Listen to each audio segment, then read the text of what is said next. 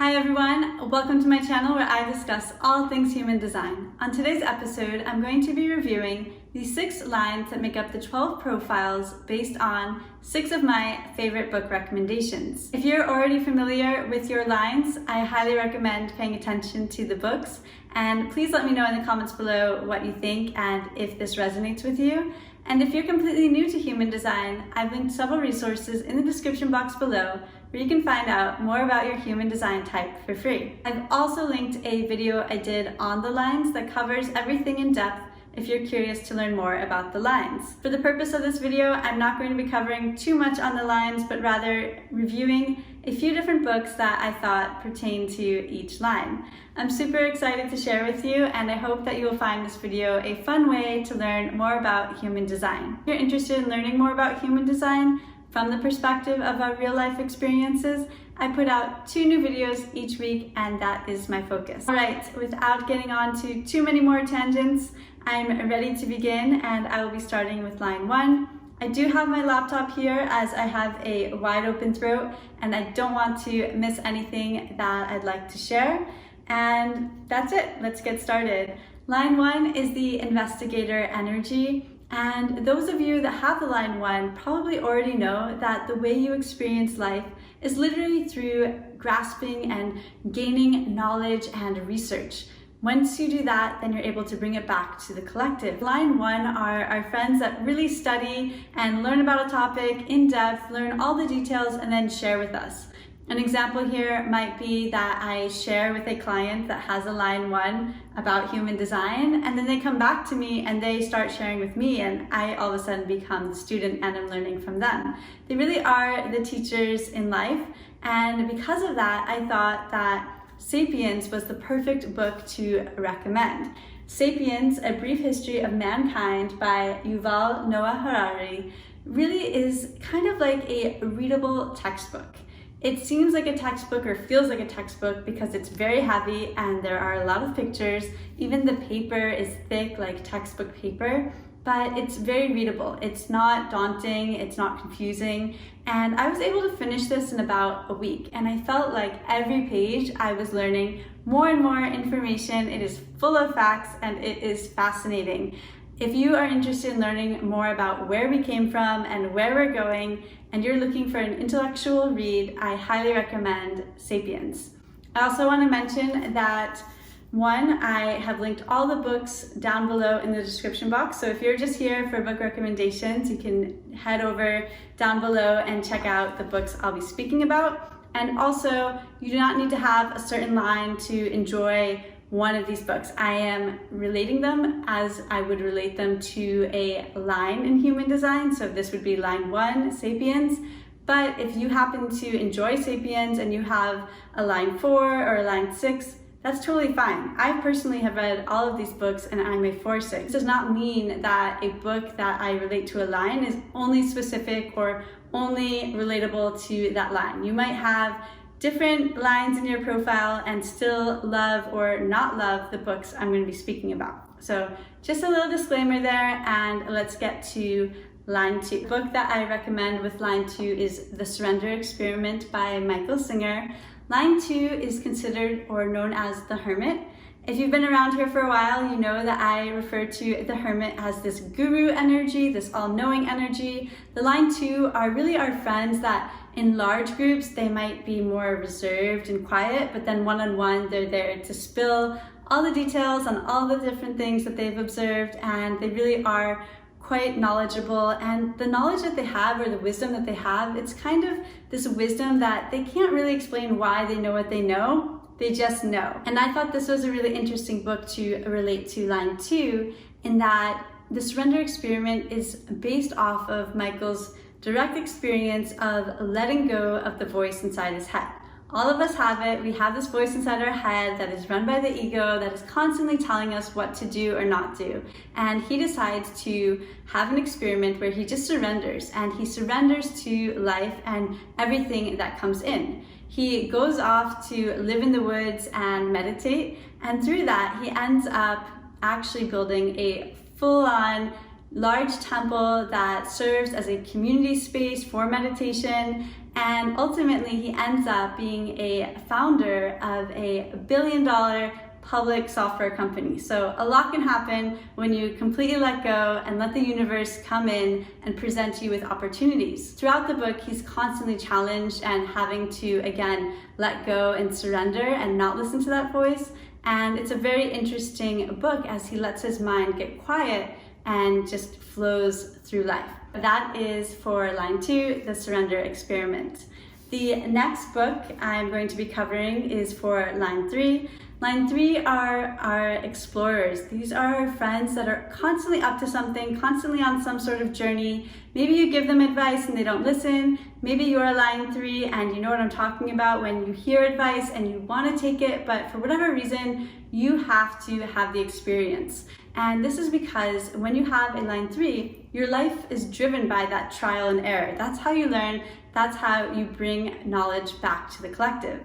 So the line 1, for example, learned through research and knowledge. The line 3 really learned through experience. So I thought with that, it would be fun to recommend a fictional book, which is Kafka on the Shore by Haruki Murakami. I love Haruki Murakami as an author, and I would say Kafka on the Shore is one of my all-time favorite books. It tells the tale of a young boy who leaves home, and he's really presented with so many different challenges, and he just has to go through them all. And if I had to pinpoint a profile for the main character here, I would say he's a 3-5 because he's very responsible, but he doesn't really listen to what others have to say. He's really on his own journey, and he's going through experiences that are not conventional, and it's fascinating. Haruki Murakami really has a way with all of his books, this pattern where he takes a very normal real life scenario that we can all relate to, and then all of a sudden you're reading about new places and coincidences and talking cats and so much more. So I highly recommend this really for anyone. Again, like I said, I am using the lines as a way to relate them back to the books, but all of the books I'm recommending today are for everyone that's listening if you're looking for some great books to read. All right, so with that, I'm going to move on to line 4, The Opportunist. I have a line 4, so perhaps I'm a little bit biased, but I really resonate with this book. This book is actually the experimental guide to the book I want to recommend, which is The Celestine Prophecy.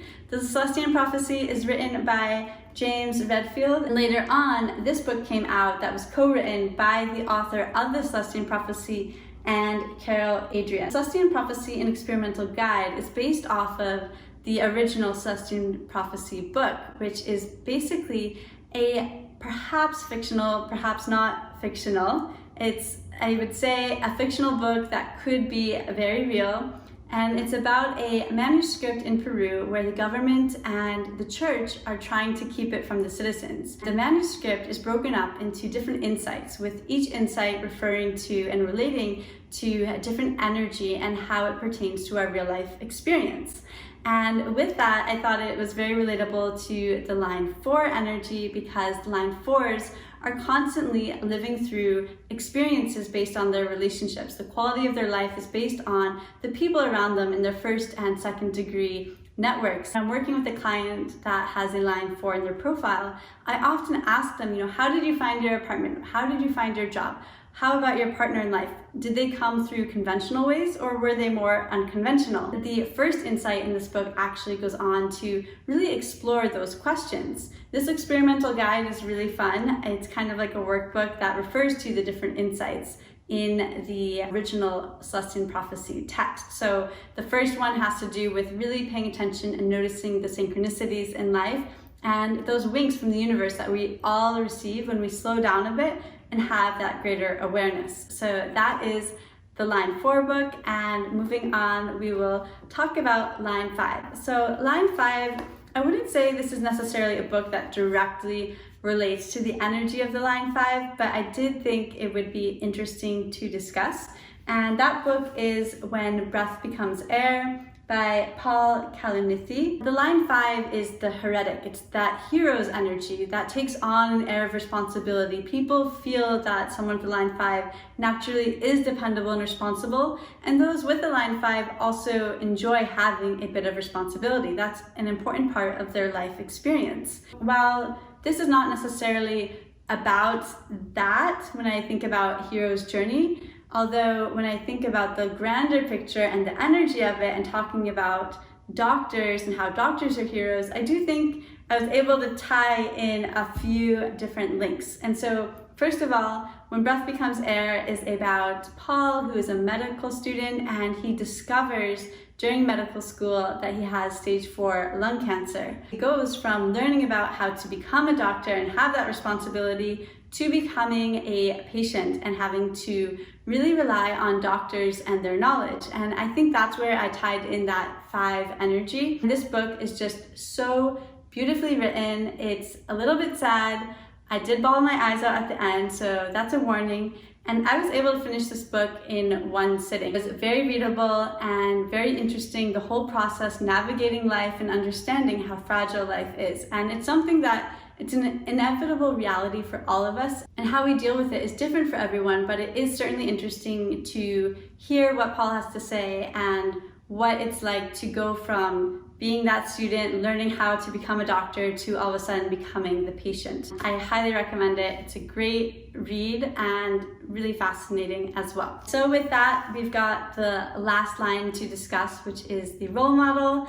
And I think if I had to say I saved the best for last, this might be it. The book here is Many Lives, Many Masters by Dr. Brian Weiss. This book is one of the most important books for me in my spiritual journey that I always am recommending out to others. If I had received this book too early, so if I had received this book 10 years ago before I was interested in human design or knowledgeable about astrology or even thought about the existence of past lives, I would have called out BS and not been interested. In fact, around 10 years ago, I actually had a guest staying at my house who had just been certified in past life regression therapy and wanted to try a past life regression on me. And I totally freaked out. I was not interested and I was really fearful.